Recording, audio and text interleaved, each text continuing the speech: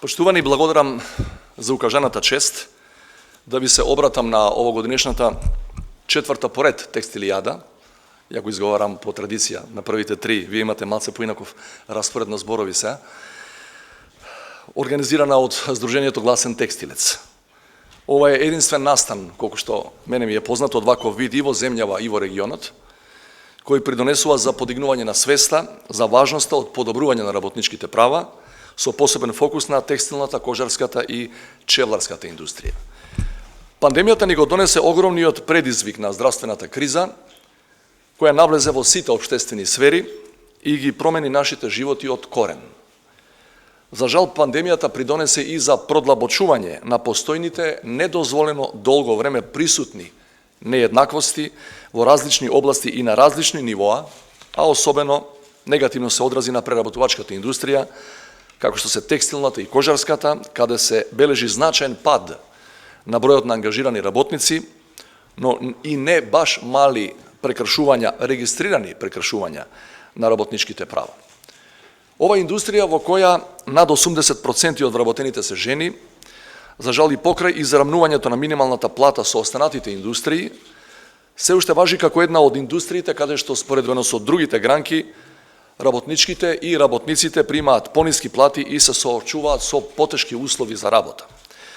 Во време на пандемија овие предизвици се уште повеќе нагласени и затоа потребата да се отвораат и дискутираат овие важни аспекти во јавноста и да се предлагаат решенија за подобрување на состојбите е дотолку поголема.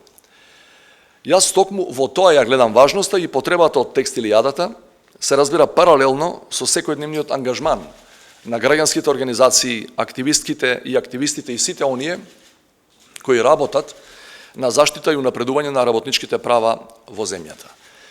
Во изминатиот период, токму благодарение на организации како Гласен текстилец, се подигна свесноста за нужноста од соодветен институционален одговор во однос на барањата за поголемо почитување на протоколите и мерките за заштита при работа, како и генерално за поголемо и доследно почитување на законските прописи поврзани со заштита на правата на работничките и работниците. Кризата која предизвика пандемијата веќе има големи последици врз економијата. Иако незиното натамошно траење и развој не може никој да го предвиди во моментов, важно е да продолжат заложбите и барањата за отчетност на институциите во справување со флагрантните кршења на Законот за работни односи. Потребно е да се алармира и да се спречува родово базираната дискриминација на работното место.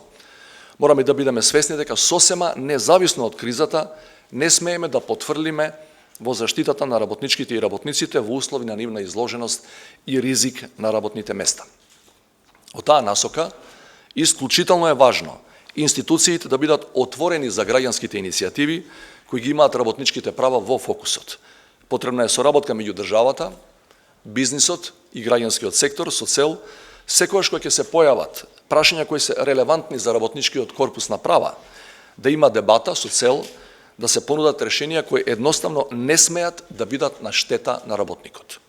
Драги пријатели, сакам да ви кажам дека јас и моите соработници сме отворени за сите граѓански иницијативи кои имаат за цел унапредување на состојбите во нашето општество, особено за прашањата кои се однесуваат на основните човекови права, правата на послабите, правата на немотните или маргинализираните.